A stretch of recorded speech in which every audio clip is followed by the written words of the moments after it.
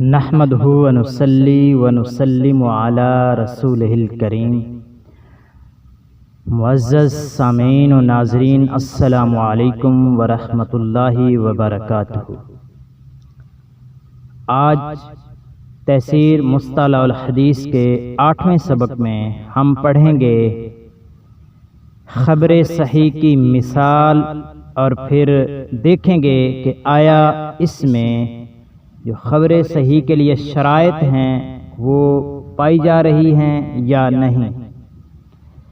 تو ڈاکٹر محمود طحان نے مثال ذکر کی ہے، ما اخرجہ البخاری فی صحیحہ قال حدثنا عبد اللہ بن یوسف قال اخبرنا مالک عن ابن شہاب عن محمد بن جبیر بن مطعم عن ابیہ قال سمعت رسول اللہ صلی اللہ علیہ وسلم قرأ فی المغرب بالطور۔ تو یہ انہوں نے حدیث ذکر کی ہے صحیح بخاری شریف سے کہ یہ حدیث صحیح ہے۔ وہ لکھتے ہیں فہذا الحدیث صحیح، یہ حدیث صحیح ہے، لأن کیونکہ سندہ متصل، اس کی سند متصل ہے، اذ ان کل راو من رواتہ، اس کے تمام روات میں سے ہر راوی سمعہ من شیخہ، اس نے اس حدیث کو اپنے شیخ سے سنا ہے۔ وَأَمَّا عَنْعَنَةُ مالک وابن شہاب وابن جبیر، ہاں جو یہاں پر ان آ رہا ہے جیسے لکھا ہوا اخبرنا مالک عن ابن شہاب عن محمد ابن جبیر ابن مطعم عن ابیہ، فمحمولۃ علی الاتصال، یہ بھی اتصال پر محمول ہے، یعنی اس سے بھی سند کا اتصال ہی ثابت ہو رہا ہے، لأنہم کیونکہ غیر مدلسین، کیونکہ وہ غیر مدلسین ہیں، وہ مدلس نہیں ہیں۔ یہ بھی ایک اصطلاح ہم آئندہ دروس میں پڑھیں گے۔ تو جو راوی مدلس نہ ہو، اگر وہ ان کے ساتھ روایت کرے تو وہ اس کا یہ کہنا صحیح ہے اور اس سند سے اتصال ثابت ہوتا ہے۔ تو اس سند میں پہلی جو شرط تھی کہ سند متصل ہو تو وہ شرط پائی جا رہی ہے۔ پھر اگلی شرط تھی کہ تمام راوی عادل اور ضابط ہوں۔ تو اس سند میں بھی جتنے بھی راوی آئے ہیں، عبداللہ بن یوسف ہیں، مالک بن انس ہیں، ابن شہاب الزہری ہیں، محمد بن جبیر ہیں، جبیر بن مطعم ہیں، یہ تمام کے تمام عادل بھی ہیں اور ضابط بھی ہیں۔ علماء جرح و تعدیل نے ان کے جو لکھے ہیں مراتب اور ان کے بارے میں جو کلمات ہیں وہ اس طرح ہیں۔ عبداللہ بن یوسف کو علماء جرح و تعدیل نے ثقۃ متقن کہا ہے۔ مالک بن انس امام حافظ ہیں، وہ تو امام المحدثین ہیں۔ ابن شہاب الزہری یہ فقیہ حافظ ہیں، متفق علی جلالتہ و اتقانہ۔ محمد بن جبیر ثقۃ ہیں، جبیر ابن مطعم صحابی، اور ہر صحابی عدول ہوتا ہے، یعنی صحابی پر ہم بحث نہیں کریں گے کہ یہ ثقہ ہے، غیر ثقہ ہے، حافظ ہے، کیا ہے، نہیں۔ الصحابۃ کلہم عدول، یہ فقہا کے نزدیک قاعدہ ہے۔ وَلِأَنَّهُ غَيْرُ شَاذٍ، اور یہ شرط بھی پائی جا رہی ہے کہ یہ شاذ بھی نہیں ہے۔ شاذ یہ ہے کہ کوئی ثقہ راوی اپنے سے زیادہ ثقہ کی مخالفت بھی نہیں کر رہا۔ اذ لم یعارضہ ما هو اقوی منہ، کہ اس میں کوئی صحابی اپنے سے اقوی کی مخالفت نہیں کر رہا۔ اور پانچویں شرط وَلِأَنَّهُ لَيْسَ فِيهِ عِلَّةٌ مِّنَ الْعِلَلِ، کہ جو علل ہیں، جو خفیہ پوشیدہ علتیں ہوتی ہیں جو حدیث کی صحت پر اثر انداز ہوتی ہیں، ان میں سے بھی کوئی نہیں پائی جا رہی۔ تو اس لحاظ سے کہ اس میں تمام صحیح کی شرائط پائی جا رہی ہیں، یہ حدیث صحیح ہے۔ پھر آگے ہے حکمہ، اس حدیث کا حکم کیا ہے، یعنی خبر صحیح کا حکم۔ وجوب العمل به باجماع اہل الحدیث، اہل حدیث کا اجماع ہے، یعنی جو محدثین کا اجماع ہے کہ اس پر عمل کرنا واجب ہے۔ ومن یعتد به من الاصولیین والفقہاء، یعنی اہل حدیث محدثین اور اصولیین اور فقہاء سب کے نزدیک بالاجماع اس پر عمل کرنا واجب ہے۔ فهو حجت من حجج الشرع، یہ شریعت کی حجتوں میں سے ایک حجت ہے، یعنی دلائل میں سے ایک دلیل ہے۔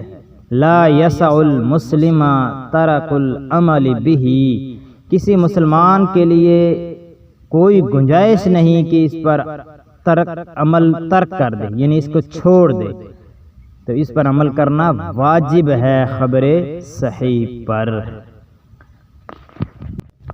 اب یہاں پر ایک سوال ہوتا ہے کہ محدثین کا قول ھذا حدیث صحیح یا پھر ھذا حدیث غیر صحیح سے کیا مراد ہے؟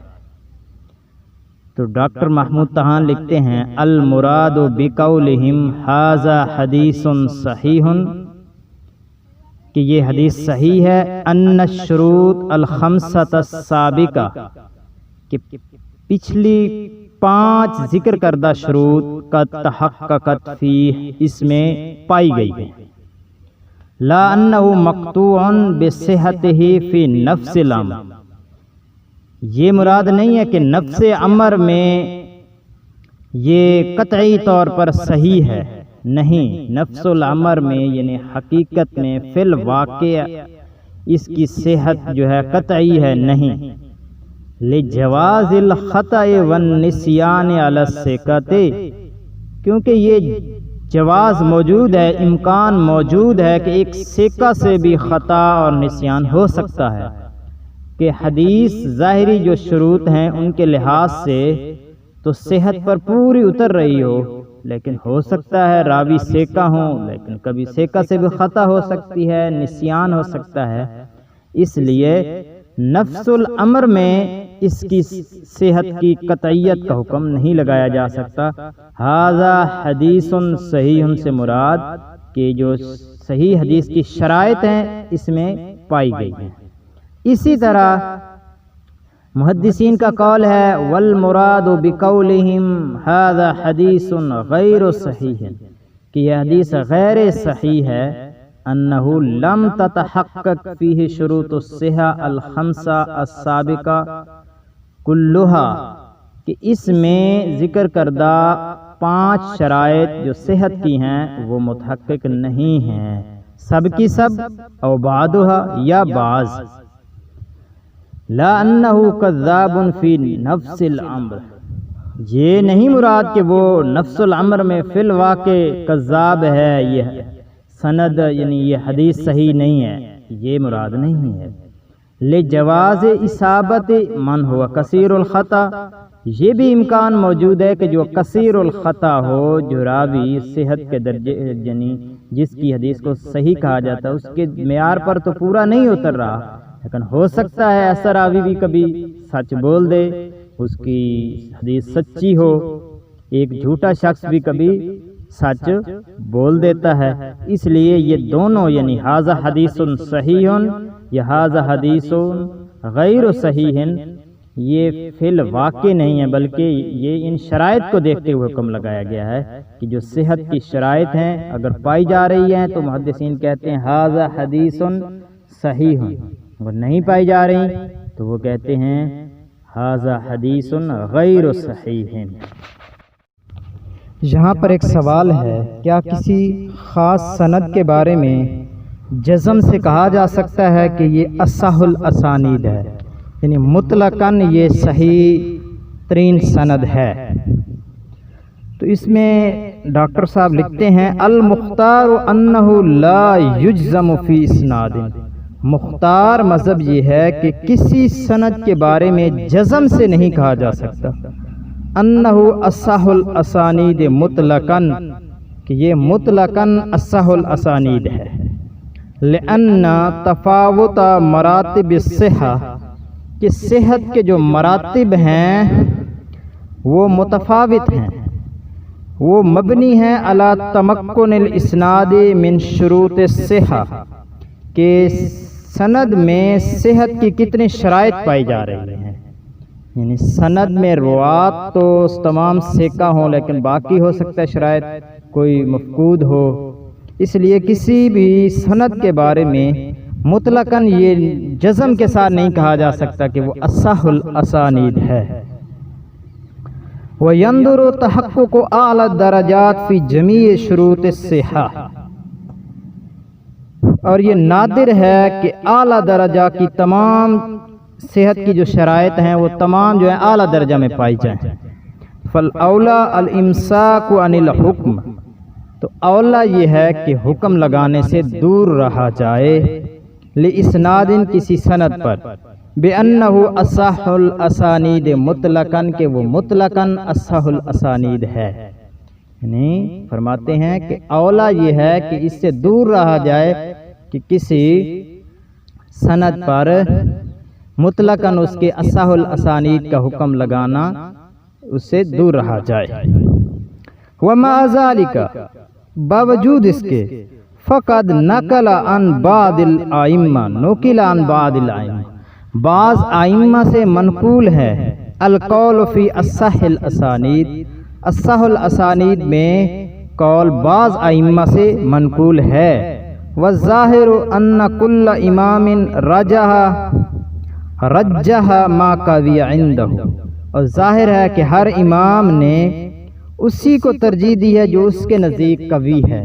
تو یہ ممکن ہے ایک امام کے نزدیک کوئی سند، کوئی راوی قوی ہو، کوئی سند قوی ہو، اور کسی دوسرے کے ہاں وہ نہ ہو۔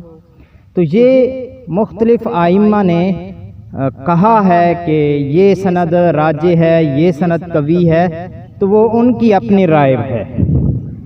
فمن تلک الاقوال ان اصحھا، تو ان اقوال میں سے چند یہ ہیں، الزہری عن سالم عن ابیہ، الزہری عن سالم عن ابیہ، تو یہ اسحاق بن راہویہ اور امام احمد کے نزدیک کہ یہ اصح الاسانید ہے، کہ جو سند امام زہری عن سالم عن ابی سے ہو وہ ان کے نزدیک اصح الاسانید ہے۔ اور اسی طرح ابن مدینی اور فلاس کے نزدیک ہے ابن سیرین عن عبیدہ عن علی، اسی طرح ابن معین کے نزدیک ہے الاعمش عن ابراہیم عن علقمہ عن عبداللہ،